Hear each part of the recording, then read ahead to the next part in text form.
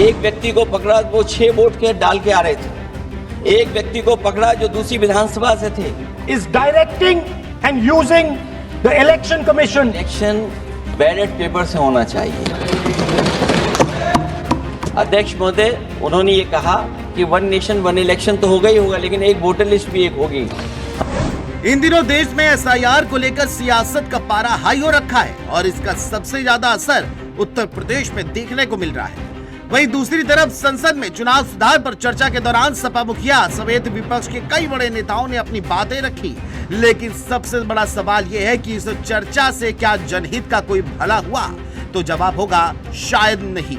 लेकिन इस दौरान एक बात देखने को मिली कि विपक्ष मुद्दे से कहीं ना कहीं डिरेल हो गया। दरअसल संसद में चर्चा के दौरान एसआईआर के अलावा और भी कई बातें निकल के सामने आई। सपा मुखिया अखिलेश यादव ने एसआईआर के अलावा बैलेट पेपर, एनआरसी, चुनाव आयोग और चुनाव आयुक्त जैसे मुद्दों पर ध्यान खींचा।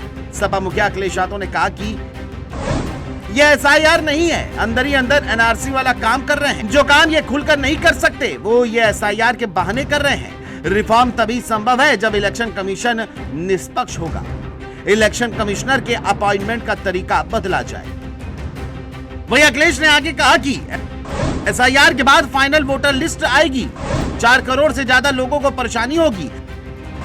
मैपिंग ऐप उतना सहयोग नहीं कर रहा है। बीजेपी हार गई तो अब एसआईआर से लोगों को डरा रही है। अखिलेश के इन्हीं बयानों के बाद से एसआईआर पर सदन की चर्चा दूसरी तरफ मुड़ जाती है। वहीं दूसरी ओर लोकसभा में नेता प्रतिपक्ष और कांग्रेस के सांसद राहुल गांधी ने भी एसआईआर को लेकर के सरकार को जमकर घेरा। लेकिन इसके अलावा अगर उन्होंने सबसे ज्यादा बात की तो इलेक्शन कमिश्नर की नियुक्ति को लेकर के, और इसके अलावा इलेक्शन कमीशन पर भी। राहुल गांधी ने कहा कि भारत की जनता ये 3 बहुत जरूरी और सीधी सवाल पूछ रही है। पहला, सीजीआई को ईसी चयन पैनल से क्यों हटाया? दूसरा, 2024 चुनाव से पहले ईसी को लगभग पूरी कानूनी इम्यूनिटी क्यों दी?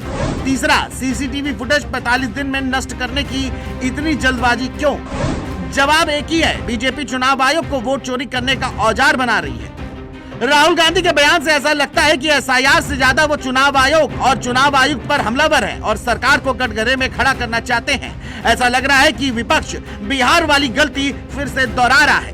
वहीं यूपी में एसआईआर को लेकर के एक बात की चर्चा विपक्ष जोर शोर से कर रहा है और वो है एसआईआर के तहत 4 करोड़ वोट कटने की।